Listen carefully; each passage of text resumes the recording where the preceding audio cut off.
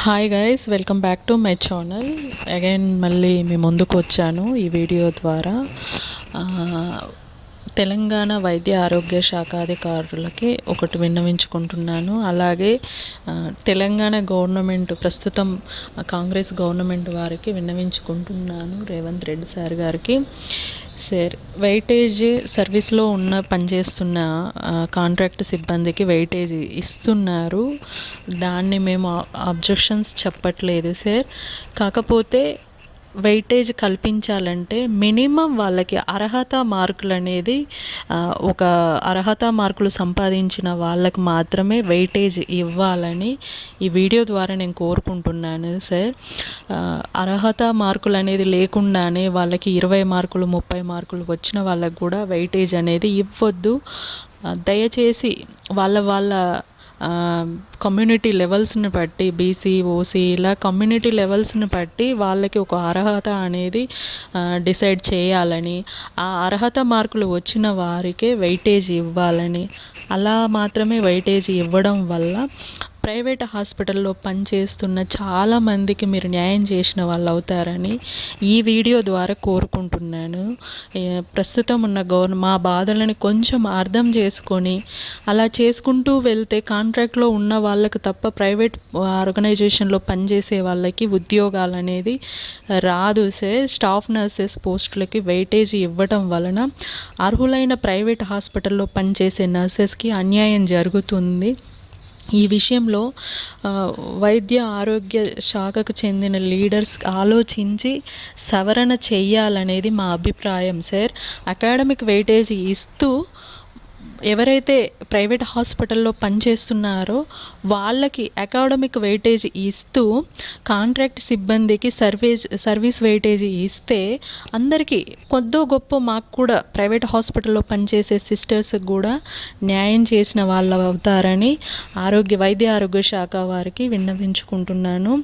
ఈ రూల్ వలన nursing complete అయ్యి ఉన్న చాలామంది అభ్యర్థులకు అన్యాయం జరుగుతుంది సార్. దాదాపు 1500 మంది రెగ్యులర్ జాబ్ చేసే వాళ్ళు కూడా మళ్ళీ ఎగ్జామ్కి అటెండ్ అయ్యారు. ఇలా ఉండడం వల్ల ఉద్యోగం లేక ఇబ్బంది పడే వాళ్ళకి ఉద్యోగ అవకాశం అనేది దక్కలేకపోతుంది. వాళ్ళు మళ్ళీ వచ్చి ఎగ్జామ్ రాశారు. కనీసం ఎన్ఓసి తీసుకోకుండా కూడా వాళ్ళు ఎగ్జామ్కి అటెండ్ అయ్యారు. ఇలా ఉంటే నిరుద్యోగులకి జాబ్స్ ఎలా వస్తాయి? ఒక్కో జాబ్కి 17 మంది మెంబర్స్ పోటీ పడుతున్నారు. వెయిటేజ్ అనేది సార్, సర్వీస్ వెయిటేజ్ కనీసం అర్హత మార్కులు వచ్చిన వాళ్ళకి వెయిటేజ్ కల్పిస్తే మిగతా చాలామంది ప్రైవేట్ హాస్పిటల్లో పనిచేసే వాళ్ళకి కూడా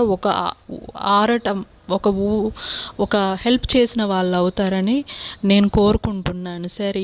ఈ వీడియో ద్వారా కనీసం కొద్దో గొప్ప నా వీడియో ఎవరికో ఒకరి దాకా వెళ్ళి కనీసం ఈ విషయం గురించి ఆలోచించి ప్రైవేట్ హాస్పిటల్లో పనిచేస్తున్న నిరుద్యోగులైన సిస్టర్స్కి ఎంతోమందికి న్యాయం జరుగుతుందనేదే నా అభిప్రాయం.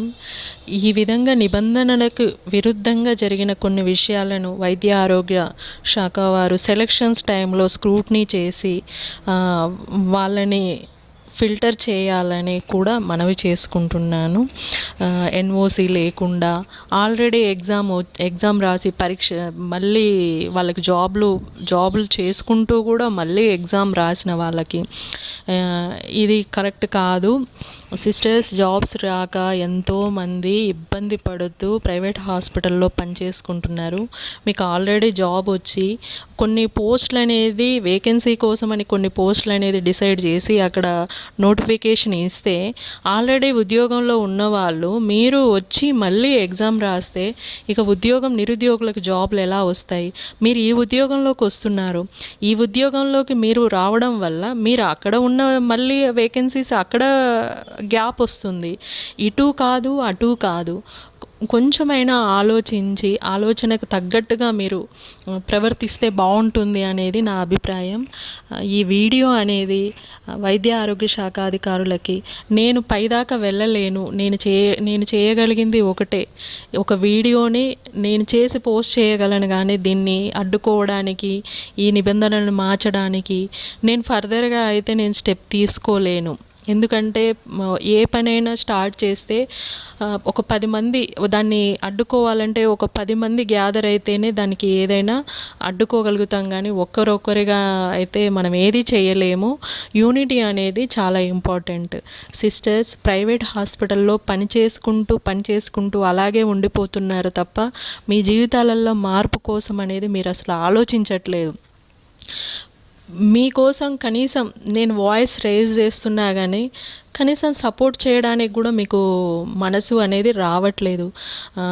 నెగిటివ్ కామెంట్స్ పెట్టే అందరికీ నేను చెప్తున్నాను, మీ విషయం గురించి నేను అనట్లేదు, ఒక అన్యాయం గురించి మాత్రమే మాట్లాడుతున్నాను.